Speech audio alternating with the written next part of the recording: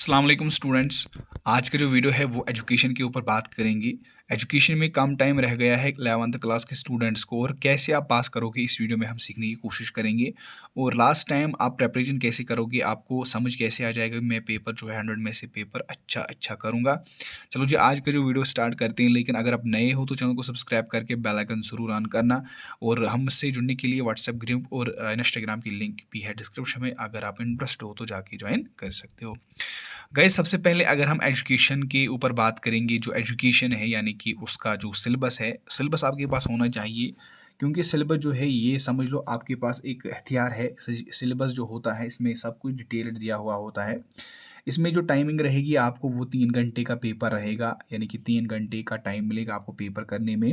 और उसमें से आपको जो है 100 मार्क्स का पेपर आ जाएगा और 36 मार्क्स पास है, जो कि परसेंटेज के हिसाब से मैं बता रहा हूँ। अब आपको पढ़ना कैसे मैं आपको बता दूंगा। सबसे पहला यूनिट जो है इसका वो है meaning and concept of education. जो एजुकेशन जो होता है ना सब्जेक्ट, वो इतना इजी है। अगर आप पढ़ोगे भी नहीं बल्कि अपनी लैंग्वेज में समझोगे तब भी आप ये आराम से पास कर सकते हो।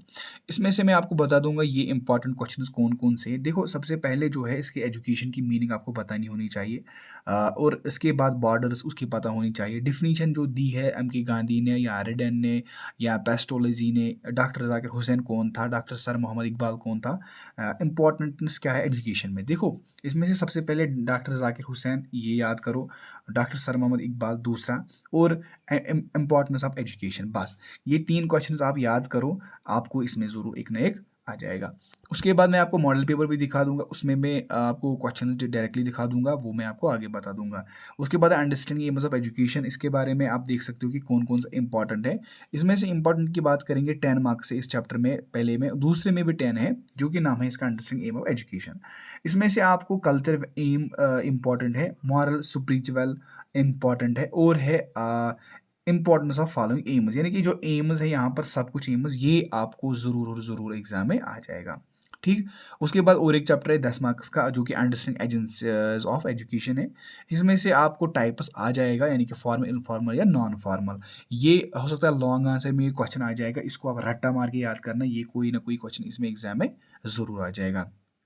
उसके बाद है 10th, जो कि क्वेश्चन यहाँ पर मार्क्स है, वो है organisation and structure education India. India के बारे में थोड़ी सी नॉलेज होनी चाहिए एजुकेशन के बारे में।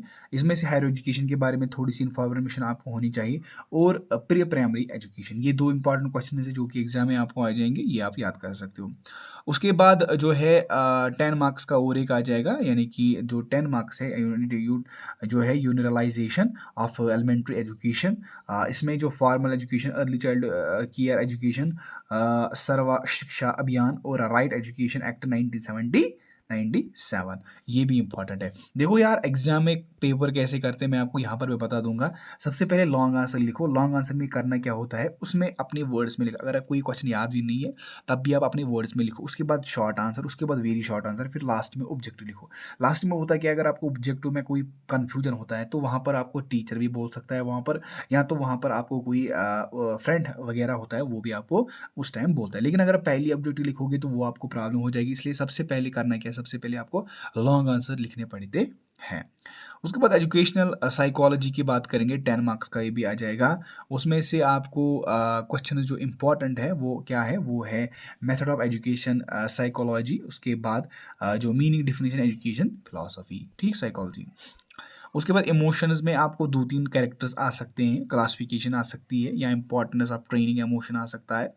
उसके बाद वैल्यूज़ ऑफ एजुकेशन, जो कि आपको पता है कि इसमें आएगा कि इसमें आ जाएगा need and importance of value education, role of education in the एमेमिंग वैल्यूज़। उसके बाद एलिमेंट्री स्टैटिस्टिक्स।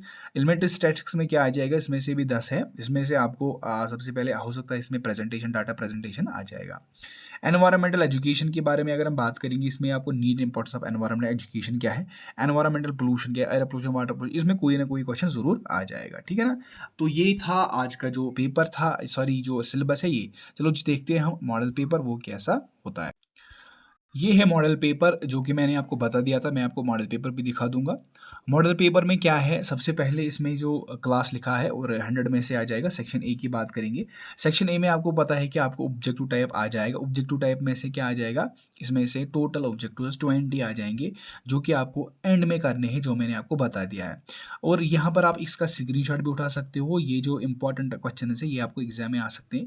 बी सेक्शन की बात करेंगे, बी सेक्शन में आपको सबसे पहले आपको एक पैसेज आ जाएगी, समझ लो आपको एक पैसेज के बाद उसके नीचे आंसर्स हो क्वेश्चंस होंगे और आपको इसी में से आंसर निकालना पड़ेगा, जो कि बहुत ही ईज़ी हो सकता है, ठीक? उसके बाद और एक पैसेज आ जाएगी, उसके एक भी क्वेश्चंस आ जाएँगे। सी सेक्शन में क्या आ जाएगा, डायरेक्टली सवालात आ जाएँगे। देखो यार, मैंने आपको अभी सिलेबस दिखाया था, देखो सिलेबस में एम आ गया है, मैंने आपको बता दिया। स्पिरिचुअलिटी ये भी मैंने आपको बता दिया। एजेंसीज़ आपको मैंने ये भी बता दिया है। दूसरा, प्राइमरी एजुकेशन जो मैंने आपको बता दिया है। फीचर्स ऑफ साइकोलॉजी ये भी मैंने आपको बता दिया। और ये क्वेश्चन इंपॉर्टेंट है, ये इसको आप स्क्रीनशॉट उठा सकते हो, एग्जाम में ये 100% पूछा जाएगा। डी सेक्शन की बात करेंगे, डी सेक्शन में भी आपको इंपॉर्टेंट क्वेश्चंस क्या क्या है, ये यहाँ पर डिस्कस हम कर सकते हैं एक को, लेकिन आपको इसको स्क्रीनशॉट पहले उठाना चाहिए, ठीक है ना? और उसके बाद ई सेक्शन की बात करेंगे। ई सेक्शन में क्या है, ई सेक्शन में जो इंपॉर्टेंट क्वेश्चन है, लेकिन इसमें आपको इंटरनल चॉइस मिल जाएगी। देखो यार, एंड में बता दूंगा, जब भी आप पेपर करोगे, पेपर करने से पहले ये बात याद हमेशा रहना चाहिए कि पहले लॉन्ग आंसर करो, उसके बाद शॉर्ट आंसर। समझ लो, पहले आपको सेक्शन कौन सा करना है, पहले सेक्शन ई करो, उसके बाद सेक्शन डी करो, फिर सी करो और लास्ट में सेक्शन ए कर सकते हो आप, ठीक? और इन्फॉर्मेशन छोटी सी थी, इसको शेयर करना, लाइक करना। दीजिए इजाज़त, भाई को नेक्स्ट वीडियो में मिलते हैं। अल्लाह हाफिज़।